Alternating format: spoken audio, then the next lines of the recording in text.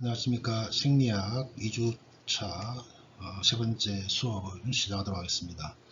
오늘은 3장부터 시작을 하도록 하겠습니다. 3장은 보시는 바와 같이 6개의 서브 타이틀로 구성이 되어 있음을 알 수 있습니다. 60페이지 쪽으로 다음 페이지로 넘어가도록 하겠습니다. 약간 기본적으로 하는 의미에서 이 그림을 한번 볼까요? 여러분들은 우리나라의 역사상 가장 위대한 인물이라면 누구를 뽑을 수 있을까요? 얼핏 보면 또 생각이 나는 사람이 없지만은 또 하나하나 이렇게 우리가 찾아보면은 다양한 분야에서 많은 또 위대한 공을 세운 사람들이 많습니다. 이 역시 마찬가지로 그리스인들이 또 조사하는 방법에 따라 다르겠지만 어느 한 기관에서 조사한 내용입니다. 한번 봅시다. 여러분들 아시는 분들이 얼마나 많은지. 가장 위대한 탑 10 안에서 제일 첫 번째가 역시 알렉산더 대왕이네요. 역사상 가장 위대한 군사 지도자로 뽑히고 한 번도 전투에서 지지 않았죠. 그래서 유명한 헬레니즘 문화를 꼽혔던 사람이고요. 두 번째 보니까 파파니 콜라우라고 하는 사람이 있는데 좀 이따 다시 봅시다. 그리고 세 번째 보니까 콜로코트로니스라고 하는 사람이 있습니다. 이건 1822년에 아주 유명한 데르베니카 전투에서 승리를 이끌면서 오스만 제국으로부터 그리스를 독립을 시킨 독립전쟁의 영웅입니다. 그래서 우리가 그리스 국립역사박물관 앞에 가면은 이 동상이 이렇게 서 있어요. 그다음 네 번째도 보니까 조금 근대 인물이죠. 카라만리스라고 하시는 분인데요. 이분은 정치인입니다. 대통령과 국무총리를 두 번, 네 번을 했던 이런 사람이었고요. 이분은 이제 2차 세계대전 후에 독재에 찌들어 있던 그리스를 민주국가로 변화시키는데 혁혁한 공을 한 사람입니다.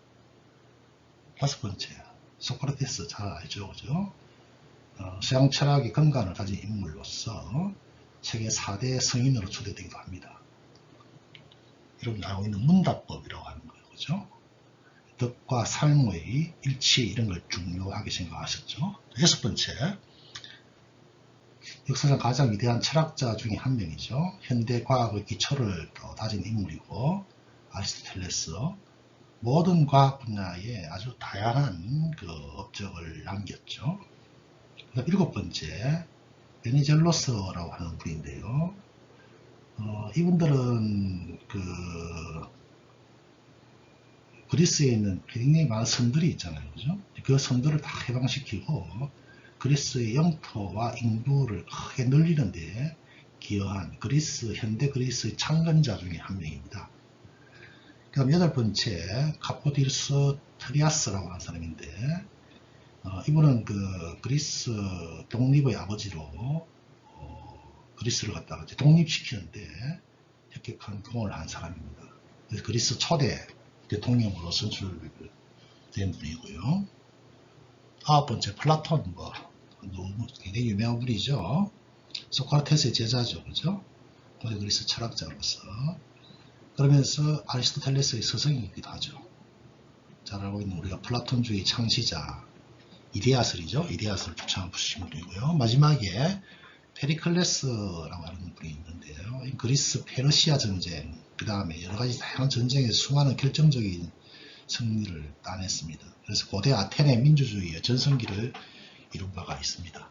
자, 여기서 두 번째 이제 파파니콜라우라고 하는 사람이 이 챕터에 나오기 때문에 제가 말씀을 드렸고요. 60페이지를 한번 볼까요? 60페이지 보게 되면은 구획화라는 표현이 있습니다. 세 번째 줄에 보이면은 우리가 이제 우리가 몸이 이렇게 구획으로 나눠져 있지만은 모든 구획이 완전히 밀폐되어 있는 건 아니죠. 사실은 다 서로 소통을 하죠. 그래서 60페이지 첫 번째 패러그래프 맨 밑에 보면은 생물학적 구획도 세포처럼 완전히 밀폐된 구조로부터 눈에 보이는 벽은 없지만 기능적으로 나누는 구획까지 해부학적으로 다양한 모습을 보여주고 있다, 이런 표현이 있고요. 좀 더 세포 이야기를 했죠. 가장 간단한 단순한 형태 세포 막에 의해서 서로 격리가 되겠죠. 그 다음 테라그래프 내려가고요. 60페이지 왼쪽에 제일 아래 테라그래프, 네 번째 테라그래프. 구획은 유기체에게 이로운 점과 해로운 점을 모두 주게 된다. 이로운 점은 구획이 있기 때문에 서로 상충될 수 있는 생화학 반응이 서로 격리되어서 나타날 수 있다는 거죠. 예를 들어서 단백질의 합성이 세포 내 하나의 구획에서 일어나는 동안 다른 구획에서는 또 단백질의 분해가 진행되기도 하죠. 그 다음에 세포 안이든 몸 안이든 구획 사이의 장벽으로 인해서 한 구획 안의 내용물이 인접한 구획의 내용물과는 서로 다르게 유지될 수 있다. 우리 세포 내 소기관 중에서 라이소솜이라고 하는 것이 있어요. 라이소솜은 세포 안에 있는 소기관이지만 전체 세포는 다 중성을 띠고 있죠. 그죠? 그렇지만 pH가 5 정도 되는 산성 환경으로 되어 있습니다. 만약에 라이소솜이 이러한 라이소솜 벽에 의해서 격리되어 있지 않고 터진다면 어떻게 될까요? 라이소솜이 이렇게 터져버리면 세포의 환경이 산성화되어 버리겠죠. 그죠? 그렇죠? 그래서 라이소솜 내의 pH는 산성이어서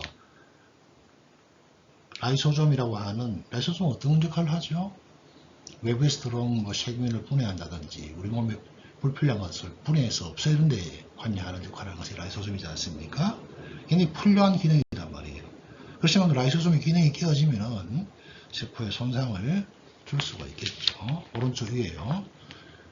구획의 해로운 점은 구획을 이루고 있는 장벽 때문에 필요한 물질을 하나의 구획에서 다른 구획으로 이동시키기 어렵다. 살아있는 유기체들은 선택된 물질만을 막을 통과해서 운반시킬 수 있는 특별한 방법을 통해서 이것을 또 극복하고 있다.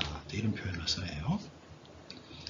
조금 전에 봤던 이 두 번째 인물에 대한 이야기가 연속 문제에서 언급을 하고 있습니다. 자, 한번 보도록 합니다. 자, 연속 문제는 자궁암 도말 표본 검사라고 하는 게 있네요. 여기서 나오는 이분이 이제 게오르요스 파파니콜라우라고 하는 사람이죠. 자, 이분은 자궁경부암의 초기 징후를 확인하는 방법인 자궁암 도말 표본 검사, 우리가 팝 테스트 이렇게 얘기합니다. 이것을 대중화시킨 사람입니다. 그래서 수백만의 여성의 생명을 구하였습니다. 지난 500년 동안 자궁암 도말 표본 검사를 일상적으로 사용하고 있는 나라에서는 자궁경부암으로 인한 사망률이 급격하게 저하되어 있습니다. 대조적으로 아프리카와 중앙아메리카처럼 자궁암 도말 검사가 일상적으로 사용되어 있지 않는 지역에서는 자궁경부암이 여성의 주요 사망 원인입니다. 자궁경부암은 일찍 확인될 수만 있다면 치료가 가능한 대표적인 암이기 때문에 그렇습니다. 몇 달 전 자궁암 도말 표본 검사에서 이상이 나타났던 오늘의 주인공은 멜턴이라고 하는 사람입니다. 이분은 재검사를 위해서 자신의 가정 주치의인 베어드 박사를 다시 찾아갔다. 그래서 나오는 결과에 따라서 그녀의 자궁경부암 상태가 어떻게 될 것인지, 어떤 치료를 해야 될 것인지를 결정해야 되겠죠. 이 파파니콜라우라고 하는 사람은 그리스의 해부학자입니다. 1883년에 그리스에서 태어나가지고요. 아테네 대학을 졸업을 합니다. 그래서 이제 의사가 되었고요. 독일로 유학을 했다가 다시 그리스로 돌아와서 결혼을 하고 1차 세계대전 전에 미국으로 건너가게 됩니다. 그래서 코넬 대학에서 질상피세포와 연관된 그 연구를 수행을 하게 됩니다. 그래서 1923년에 좀 전에 이야기한 이런 검사법을 개발을 하게 됩니다.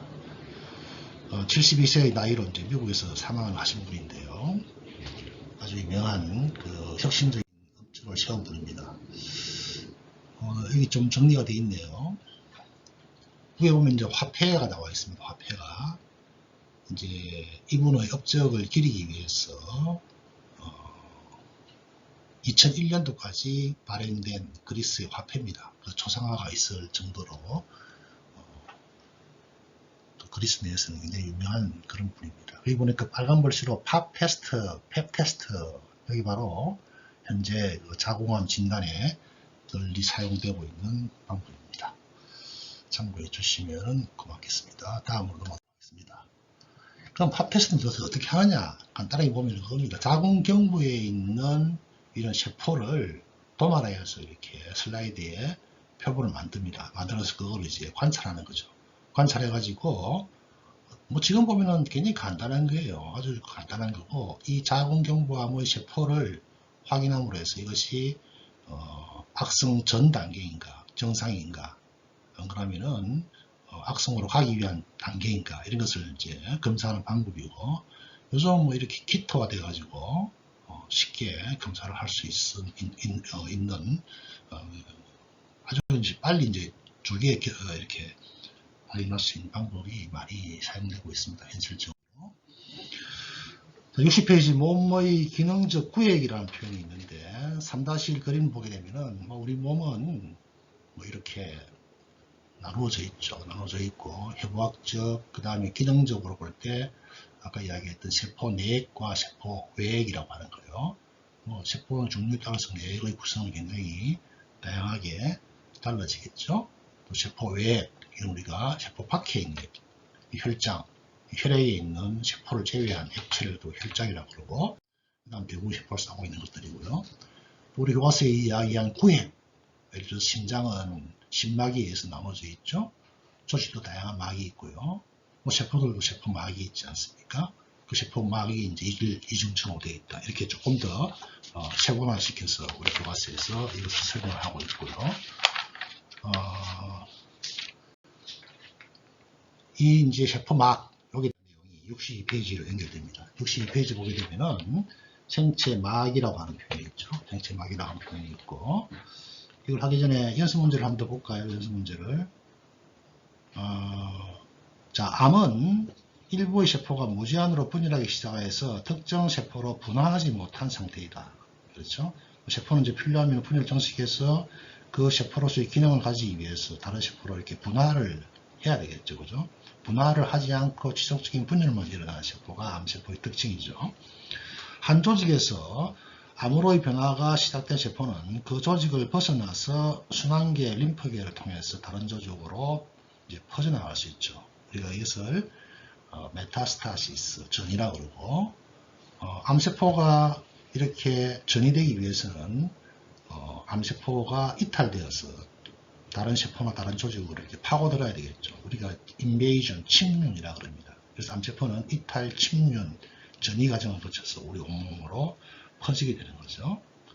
문제를 보니까 암치료가 암세포를 죽이는 데 초점을 맞추고 있는 이유가 무엇인가? 지금 암 종류의 항암제가 결국은 정상세포한테는 영향을 주지 않고 암세포만을 선택적으로 죽이는 방법을 사용하고 있죠. 거기에 대해서 90페이지에서 일부 언급을 할 것이고요. 61페이지 2번 생체막을 보도록 하겠습니다. 두 번째 줄 보게 되면 16세기 현미경이 발명되기 전에는 막은 항상 하나의 공간을 형성하거나 두 개의 구획을 분리시키는 조직을 가리키고 있었다. 이런 표현이 있고요. 그 다음에 밑에 보니까 볼드체로 세포막이 나옵니다. 1890년대까지는 세포막이라고 불리는 세포의 외피는 외부 환경과 세포 내부의 수용성 액체를 분리시킬 수 있는 이런 얇은 지질층이라고 결론을 내렸다. 자, 2-1요. 세포막은 외부의 환경으로부터 격리시킨다. 그래서 세포막의 일반적인 기능을 우리 교과서에서 크게 4가지로 나누어 놓고 있습니다. 자, 물리적인 장벽을 형성하는 것이고요. 자, 물리적인 장벽은 단순하게 유통을 막는 게 아니죠. 그죠? 그 과정을 통해서 세포막을 통해서 환경과 물질의 교환이 일어나죠. 유입과 제거 이런 게 이루어지고 있고요. 또 세포막을 통해서 외부 환경과의 의사소통이 일어납니다. 즉 세포 신호 전달 이런 것들이 이제 연결되는 것이죠. 인지하고 반응한다. 또 그리고 물리적 장벽을 이루면서 세포의 구조를 지지해주는 역할 이것이 4번째 언급이 되어 있고요. 자, 2- 막은 대부분 지질과 단백질로 구성되어 있다. 두 번째 줄요. 모든 생물학적인 막은 지질과 단백질 그리고 적은 양의 탄수화물로 이루어져 있더라. 그러나 이러한 단순하고 일정한 구조만으로 여러 종류의 세포에서 관찰되는 막의 아주 다양한 성질을 다 설명할 수는 없겠죠. 어떻게 물이 적혈구는 잘 통과하여 들어가지만 신장 세광의 세포에는 들어갈 수 없을까? 여러가지 막에 존재하는 단백질과 지질의 분자적인 배열 밖에는 이런 것들을 설명할 수 있는 방법이 없습니다. 즉 이런 차이점, 이런 역할이 결국은 세포막이라고 하는 것이 이런 성질을 결정해 준다, 이런 얘기가 되겠고요. 무엇을 다루고 있었던 막인지에 따라서 단백질과 지질의 구성비는 매우 다르다는 것을 알 수 있어요. 자, 표 3-1을 보게 되면은 적혈구막, 그 다음에 신경세포를 둘러싸고 있는 수초라고 있죠. 그리고 신경세포에는 수초가 있는 게 없고 없는 게 있죠. 수초가 있는 경우에는 어떻게 됩니까?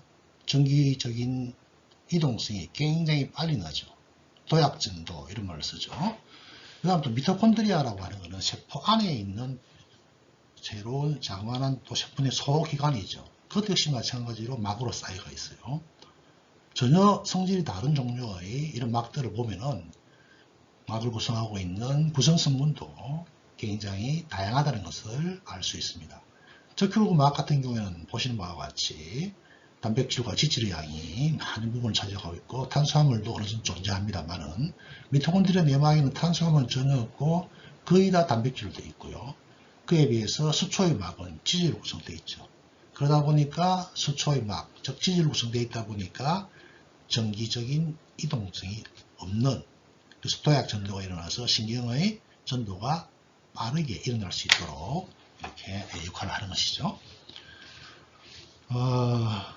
다시 교과서로 갔어요. 3- 방금 우리가 간단히 살펴봤고요. 그래서 일반적으로 대사 활성이 높은 막일수록 더 많은 단백질을 함유하고 있다.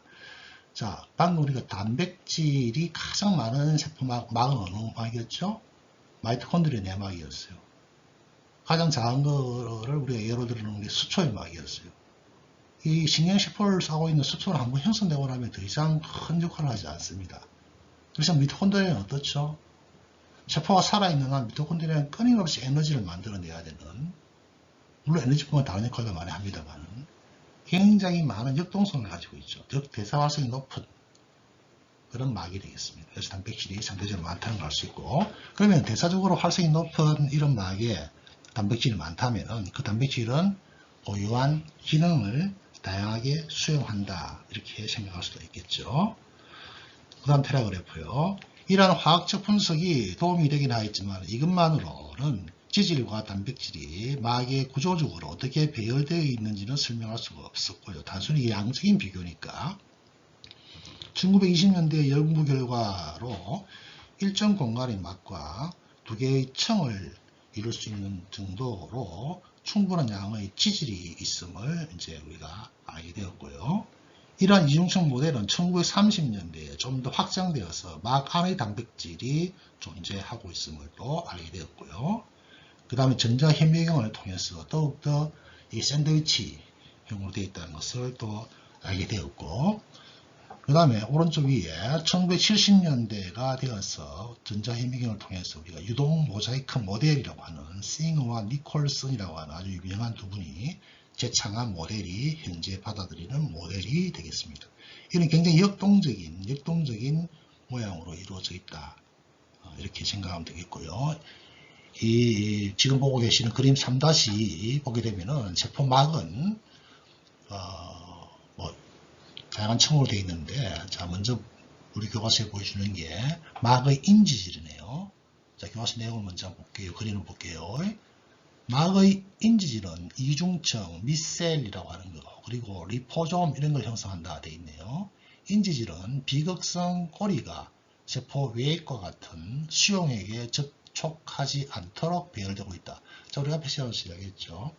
비극성, 소수성끼리 서로 모여서 안쪽으로 배열되어 있죠. 물을 싫어하는 것끼리. 친수성인 극성은 밖으로 표현되어 있죠. 그래서 이중층을 형성할 수 있는 아주 좋은 모델이다, 이런 이야기고요. 이 그림에서 있는 맨 왼쪽 그림이 일반적으로 말하는 이중층 막이 되겠고, 그러니까 미셸이나 리포존 같은 걸 볼까요? 미셸은 이중막이 아니죠, 그죠? 하나의 활성화 모델이 이렇게 원형으로 싸서 하나의 공처럼 형성이 되어 있는 겁니다. 그렇죠? 리포존은 어떻습니까?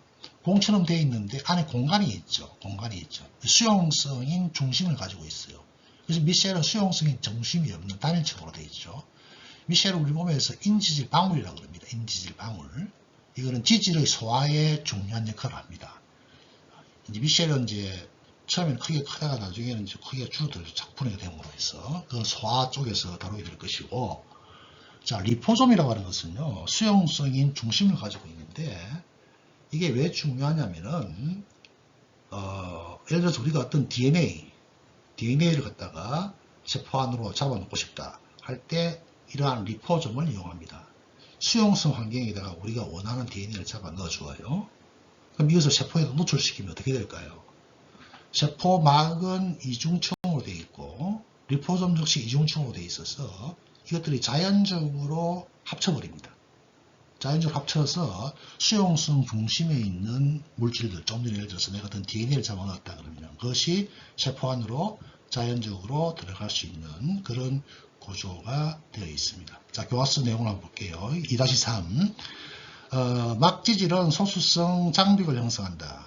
세포막은 세 가지 형태의 지질로 이루어져 있는데 인지질, 스핑고 지질, 콜레스테롤. 자, 인지질, 글리세롤 골격에 두 개는 지방산이 있고 하나가 이제 인으로 들어온 걸 우리 인지질이라고 그랬죠. 그다음 이 분자의 글리세롤 인산의 머리 부분은 극성을 띠고 있다. 친수성이죠. 지방산의 꼬리 부분은 비극성이다. 우리 소수성 이렇게 이야기하고 인지질을 수용액 잡아넣게 되면 이것이 자연적으로 모여서 이렇게 이중층을 형성한다. 이러한 배열은 세 가지의 형태로 나올 수 있고 방금 우리가 봤듯이 미셸, 리포솜 그리고 세포막의 이중층으로 구성되어 있다. 좀 전에 설명한 미셸은 단층의 인지질로 구성된 작은 방울 형태입니다. 그래서 안쪽은 소수성인 지방산 꼬리로만 형성이 되어 있는 것이고요. 방금 언급했듯이 지방의 소화와 흡수에 중요한 역할을 하고 있고 라이포솜은 이중층의 인지질로 이루어진 공 모양입니다. 공 모양. 가운데 공간이 생길 수 있다는 것이죠. 그래서 중심에 수용성 분자로 채울 수 있는 빈 공간이 있다. 자, 그런데 그쪽 맨 밑에 보면 그런 말이 있어요. 오늘날 리포솜을 피부를 통해 약물을 전달하기 위한 매개체로 사용하고 있다. 화장품 업계에서 굉장히 많이 사용을 하고 있는 것입니다. 우리가 원하는 피부 탄력을 일으키는 물질이라든지 이런 것들을 이런 리포솜 안에 집어넣는 것이죠. 우리가 이제 그걸 피부에다가 이렇게 바르게 되면은 피부를 구성하고 있는 세포막이 이중층막이니까 조금 전에 내가 이야기했듯이 자연적으로 피부를 구성하고 있는 이중층막에 결합하여서 그 안에 들어가 있던 물질을 세포 안으로 자연적으로 넣어줄 수 있다. 이런 개념에서 산업적인 활용이 굉장히 크고 아까 내가 이야기했듯이 뭐 DNA를 가지고 뭐 항체 치료를 하기 위해서라든지 그런 걸 위해서는 의학적으로도 굉장히 유용하다는 것을 알 수 있습니다. 그 다음 맨 마지막에 인지질이 막을 이루는 주요 지질이긴 하지만 일부 당은 상당한 양의 스핑고 지질이라고 하는 것을 가지고 있습니다. 스핑고 지질이라는 것도 지방산 꼬리가 있지만 머리 부분에는 인지질이나 당지질을 가지고 있는 것입니다. 그러나 스핑고 지질을 인지질이라고는 하지 않습니다. 이것들은 구조적으로 약간 다르기 때문에 따로 분류를 하고 있다. 이런 이야기입니다. 다음 페이지 갈게요. 65페이지 보게 되면은 콜레스테롤도 여러 세포막에서 상당 부분을 차지하고 있다. 콜레스테롤 분자는 뭐 당연히 소수성이고요. 그래서 자신을 인지질의 친수성 머리 부분의 안쪽 사이에 넣어주는 그런 역할을 하도록 하고 있고요. 콜레스테롤은 세포막으로 하여금 크기가 작은 수용성 분자에 대해서 비투과성을 갖도록 하며 또한 넓은 범위의 온도에 대한 유연성을 갖도록 도와주는 역할을 하는 것이 콜레스테롤이네요. 옆에 있는 교과서 그림을 보게 되면은 세포막 두 번째 요 막이 이제 유동성 모자이크 막 이렇게 부르고요. 보면은 단순하게 이중층으로 되어 있는 것이 아니고 다양한 단백질이 뭐 아래 위 내막 외막에 붙어 있거나 관통하거나 그렇게 되어 있죠. 그리고 콜레스테롤 분자가 지질층 안에 이렇게 박혀 있는 모습, 그래서 이것이 유연성을 갖도록 해준다는 표현이 우리 교과서에서 언급을 했고요. 그 다음에 옆에 보게 되면은 이제 막을 통과하는 단백질의 구조를 보여주고 있죠. 여기 보면은 결국은 이게 하나의 단백질이죠. 단백질이고, 자, 거기에서 세포 외벽 쪽을 한번 봐주세요. 세포 외벽 보니까 카복실기를 가지고 있죠. 내액 쪽에는요, 아미노기를 가지고 있죠. 즉, 긴 하나의 폴리펩타이드다. 즉, 긴 하나의 단백질이라는 것을 여기서 알 수 있고, 또 어떤 부분에 보니까 인상기가 또 이렇게 붙어서 인산화되어 있는 모습으로서 표현을 하기도 하고 있습니다. 그래서 이러한 모양을 가지고 있는 것들이 어떤 그 결정화 상태가 아니고 유동성을 가지고 있다. 이런 식으로 표현하고 있고요. 이 마지막에 있는 C 그림은 세포막 구성의 개념도를 요약한 부분들입니다. 자, 세포막은 조금 전에 뭐라고 했었죠? 콜레스테롤이나 인지질이나 스피노지질 혹은 단백질 이런 걸로 구성이 되어 있고요. 그래서 이제 콜레스테롤과 인지질 이런 것들은 서로 조합을 하여서 어떤 세포 외내부의 환경 변화에 대응하는 장벽을 형성하기도 하고, 뭐 이런 것들이 또 당지질 혹은 당단백질과 조합을 이루어서 구조의 안정화, 또 세포 인식, 굉장히 또 중요한 거죠. 면역 반응에서도 이것들이 중요한 역할을 하고 있습니다. 벌써 시간이 다 되었네요. 자, 이번 시간은 이걸로 마치도록 하겠습니다. 수고 많았습니다.